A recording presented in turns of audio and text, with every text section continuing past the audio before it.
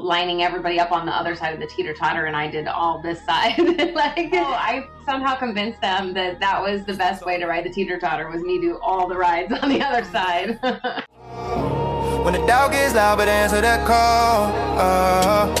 Vision ain't real till you grind at speed, so breathing deep. Then call the damn leads. Call the damn leads. Hey, welcome back to Call the Damn Leads, the show by sales professionals for sales professionals. I'm your host, Drewbie Wilson. With more than 2 decades in sales, I've seen it, been through it, heard about it. Now I'm bringing those stories to you, my favorite people in the world, the sales community. So let's be honest, this is the greatest show on earth. It doesn't matter where you come from, what background, what personality type, you can make an amazing life in sales. And today's guest, no stranger to the journey. I'd like to welcome Kelly Lorenzen to the show. How are you today? I'm good. Thank you for having me. Absolutely. I want to jump right in. I want to hear your crazy sales story. Oh my gosh, so many. Especially being a business owner 20-something years, you get used to sales. It's kind of comes easily, naturally to me. I think, from the time I was little, lining everybody up on the other side of the teeter-totter, and I did all this side. I somehow convinced them that that was the best way to ride the teeter-totter, was me do all the rides on the other side. I don't know. My parents used to say I sell ice to Eskimos. It just comes naturally to me, but I know that a lot of people struggle with it.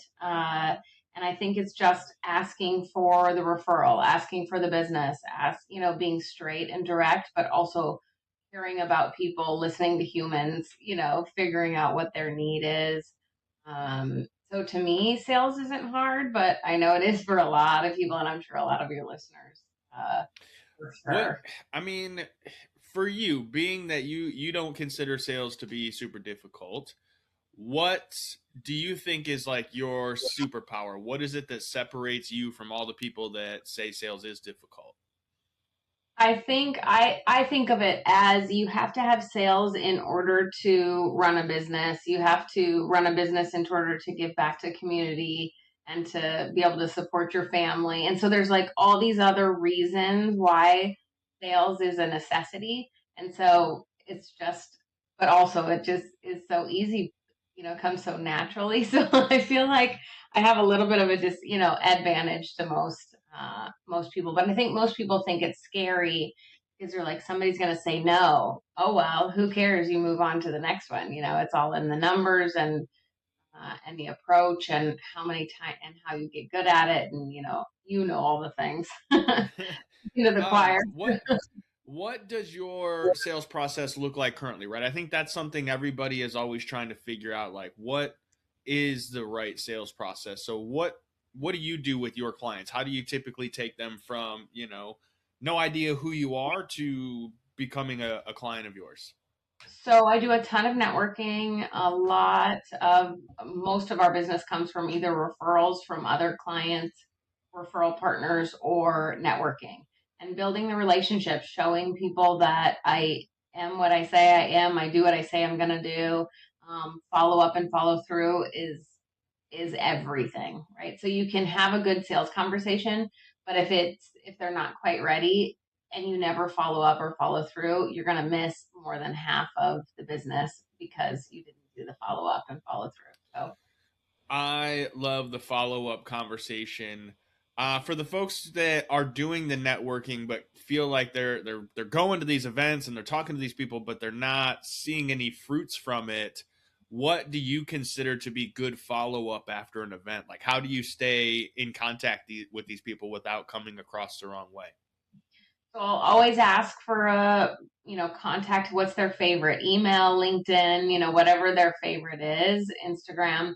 And then send them a follow-up message after I meet them. It was nice to meet you. Would love to have a virtual coffee with you have another face-to-face second interaction, learn more about them as a human, what they need. I love referring people. I love connecting people. So as long as they're a good human, I'll connect them to other good humans, give back, give them something. Explain, obviously, what we do as a resource to small businesses, A lot of times then they go, you do what? You know, and if you get the lean in, then, you're like, okay, maybe this could be a good, maybe they'll want to have you help them.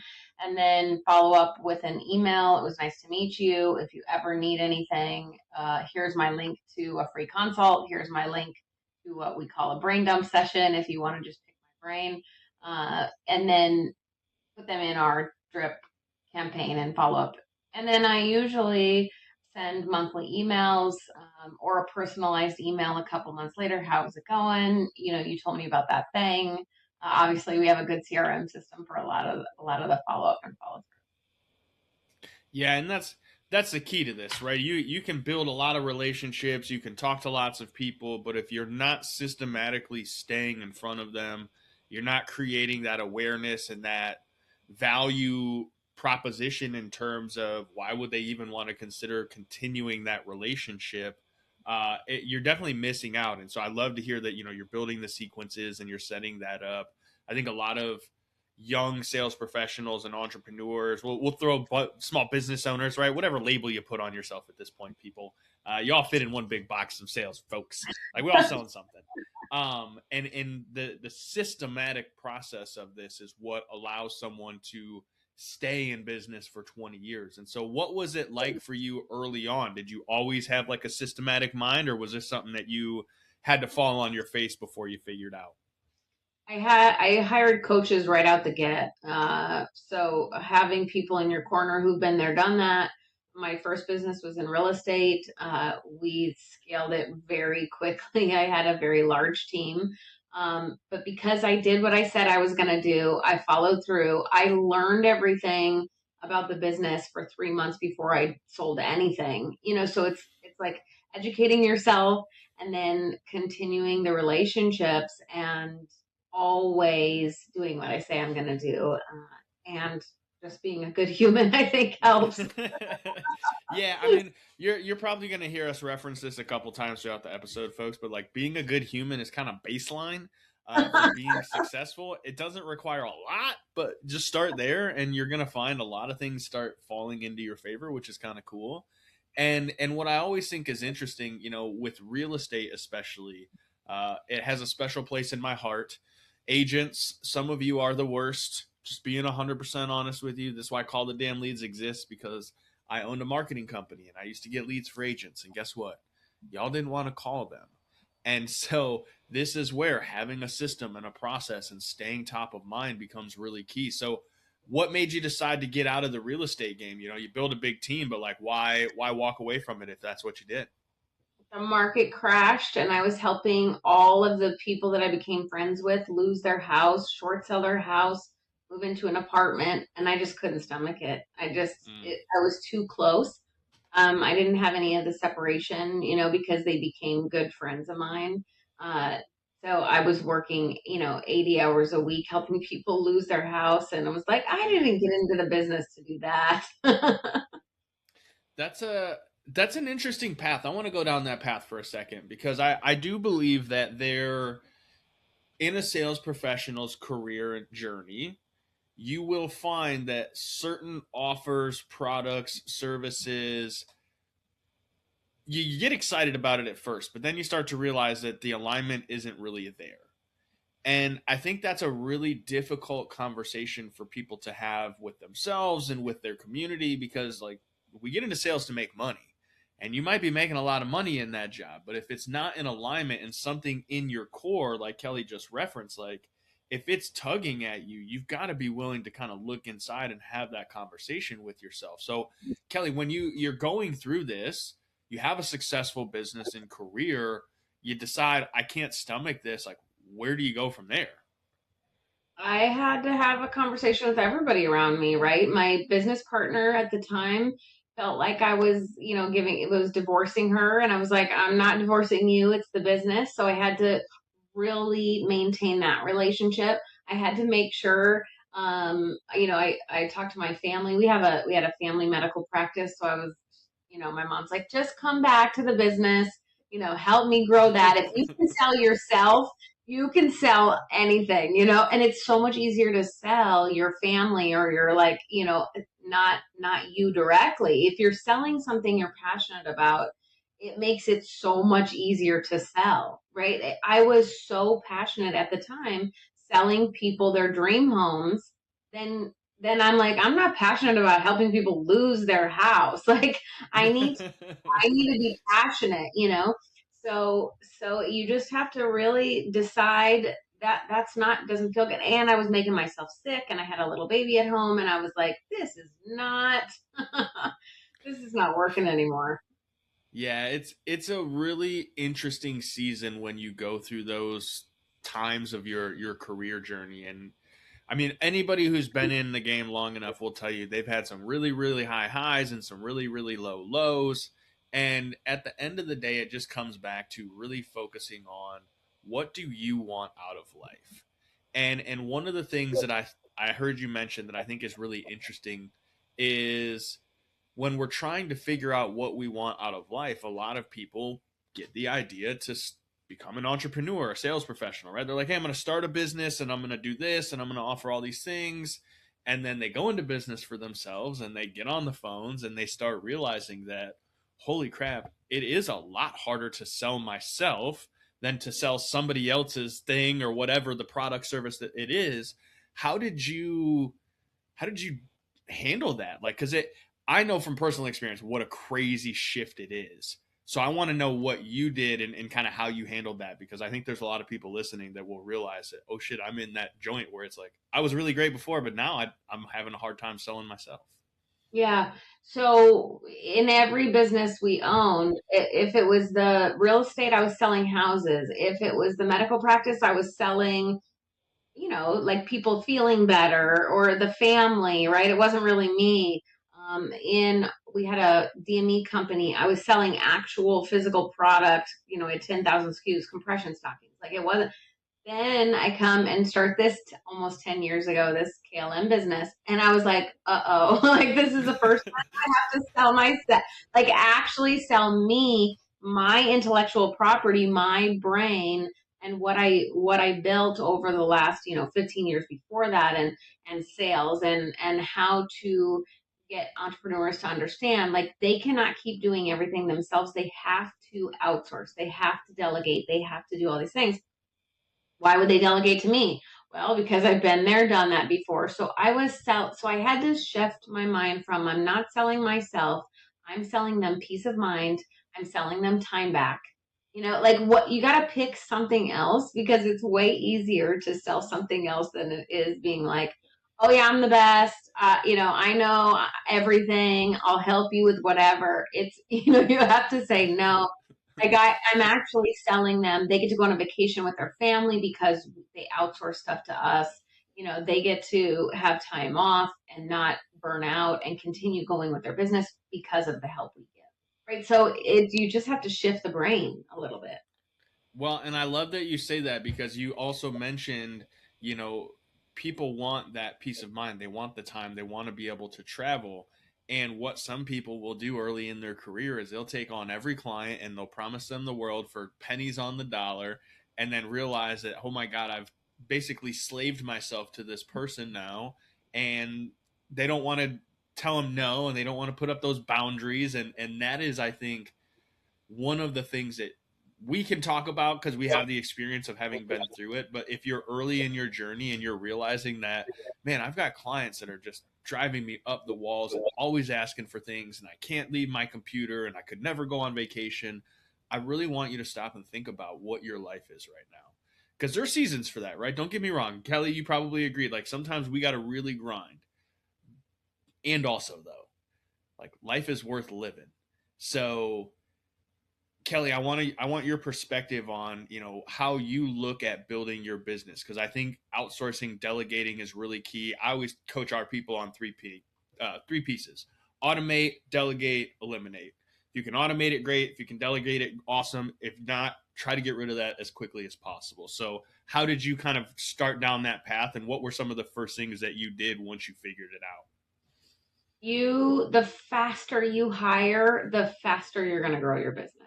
So whether that's hiring an internal person and delegating to your team or outsourcing it to other, you know, professionals that are good at what they do, you have only so much time and capacity, and you can't build and you can't grow and think about the big picture and all those and be creative if you're inundated every single day with all the little things.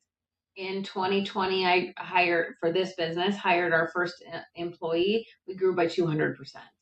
Most people think that you will, oh my God, I can't afford that. There's no way I can afford that. I promise you, you hire somebody, you will figure out a way to make money to be able to pay them, and probably a lot more than that. Because you're like, wait a second, I can breathe. I can go after more leads. I can go after more sales because I have other people doing the things that takes too long. Even if it's 10 minutes a day, you shouldn't be doing it. If somebody else can do it, do it. Let them do it. It's a very difficult thing to let go of the stuff you believe you're the only person that can do. I promise you, you're not.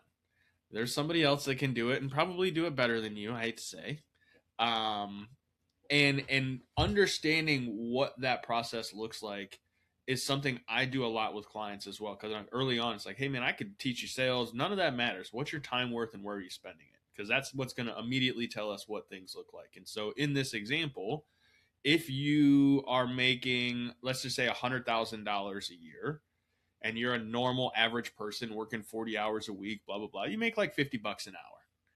So anything that you're doing that could be delegated to somebody for $20 an hour, you're literally robbing yourself all day long. Or not yourself, could be your family, people you care about, like your health. There's so many people that I don't have time to go to the workout. I don't have time to go to the gym. Like, you do. You're just doing stuff you shouldn't be doing. And so, Kelly, what are some of the first things that people really should be looking at outsourcing or getting off of their plate early on in their career? QuickBooks, get rid of, do not do your own books. Get a bookkeeper, get an accountant. Do not spend any moments on your bookkeeping or your accounting. Number one. Number two, your marketing. Other people can do that. Like, Yeah. get rid of that immediately. And then, then a lot of stuff can be automated now with AI. So look at what things are repeatable and that you do over and over and over the exact same way. If you're doing stuff over and over and over the exact same way, chances are it can be automated or for sure delegated to an assistant who has an SOP. We video record them, also written so they can follow exactly. We train them. Okay, here you go. Now that's not your job anymore, and stop doing that. Yeah. Because it really can affect your health. And if you're not prioritizing that, I've been there. I've burnt out twice. And luckily the third time I could have burnt out getting breast cancer. I didn't because I was ready the third time. I like learned my lesson the first two times. Like, no, I had delegated. I had a team around me. I had everything systemized and all the processes in place so I could be completely off the grid for 2 weeks and not worry about anything. I knew my clients were taken care of. We still grew 25% that year. Like, it is, I promise you, it feels terrible because it feels like it's like you're giving away your baby. That's what the kind of the control is for entrepreneurs or, somebody who's really good at something. But you have to think of it a different way. I say you're giving somebody else a chance at money, right? To earn money. It can be whatever you don't really like. If you don't really like something, pick that as the it. And away, it doesn't have to be far away. It can be, just one arm's length away, but at least you're not having to do it. So you can go to the gym, so you can, breathe, go on vacation. Yeah, it's when you start looking at all the things you do on a day-to-day basis, right? When you start figuring out what your time is worth and you start paying attention to like, oh man, I just spent 3 hours doing this thing, you'll find those things that you know you have to do. At the end of the day, there's certain things like you just have to do. Nobody else can do them for you. But there's going to be some stuff that you're doing that you're like, maybe I don't want to do this anymore. And it's going to feel so good when you hire that out, right? And it's or you're going to have to be like me and it's like I loved mowing the lawn, right? I have a Hank Hill tattoo. I used to love taking care of the grass. Like that was my thing. but 2.5 hours a week mowing the lawn. When I started my own business and I was making, more money, I couldn't justify it. As much as I love doing it, I could not justify it. And there's certain things like that you're going to have a little bit of a struggle letting go of. But you do it, you realize that time can be better spent in places like family, working out, whatever it looks like for you. Because again, success is a perspective. My version is going to be way different than Kelly's. And if you were to go back in time and ask our parents on the day that we're born what the future looks like for that beautiful little baby version of us, it would be drastically different than anything we are living right now. And so it's just really important that you get clarity about what you want out of life. And Kelly, it sounds like you had a pretty heavy experience you had to go through, and having all of these things in place really gave you the permission to go through it and experience it the way that you needed to. Yeah, I was very lucky. I it's like an insurance policy. You're setting yourself up just for the just in case. And do it now, do it while you're healthy, do it before you can't sleep, every night, like don't get to the burnout phase. That's why a lot of people don't last in sales. They don't last in entrepreneurship because they burn out, because they go way too long without delegating, without outsourcing. It's not good. I agree. It's hard. I talk to people every single day. They're buying our books and our programs, and they're saying, "Man, I've been in this game a long time, and I got to pick up the phones. I got to do the thing." And it's like, all right, well, starts with getting clarity about what you want out of your life, and really focusing on the actions you're taking every day to get there. And Kelly, I'm sure we could sit here and nerd out like all day on this because this has been a fantastic conversation. But I want to respect your time. How do we find you, follow you, check out more of your content, and see all the goodness that you're bringing to the world? Thank you. Yeah, so our website's duplicatemyselfklm.com. I just published a book called Do What You Love and Outsource Everything Else. That is on all the major, support your local bookstore. So search Kelly Lorenzen on your local bookstore and it'll come up. And that's a good guide for brand new people in entrepreneurship. That'll really help guide them. And then I'm on every social channel. Do what you love, or the same. Duplicate myself, KLM. I love that. And we'll make sure we put all that in the show notes so you guys can find it really easy. And here's the deal. If you enjoyed the episode, you got some value out of it, share it on social media, tag me and Kelly, let the world know you got something from this today. Maybe you know somebody who sucks at delegating or putting up boundaries and they're just driving themselves crazy and completely burn out. Send them this episode. You don't have to tell them they suck or like they're crazy or that they're burnouts or nothing. No, you just send them the episode. Hey, I was listening to this. I thought of you. I think you'll like it. Because that's what this is all about. Spreading the message, sharing the stories of all the things sales professionals have gone through so that you can come out the other side more prepared to build the life that you want out of sales. So if you have a crazy sales story and you want to share it with the rest of us, head over to callthedamnleads.com/podcast. Send us your details. We'd love to have you on the show. While you're there, grab a hat, grab a sweatshirt, grab some swag. So you know what to do next. Pick up the phone, call the damn leads. We'll see you guys next time. When the doubt gets loud, but answer that call. Vision ain't real till you grind at speed, so breathing deep. Then call the damn leads. Call the damn leads.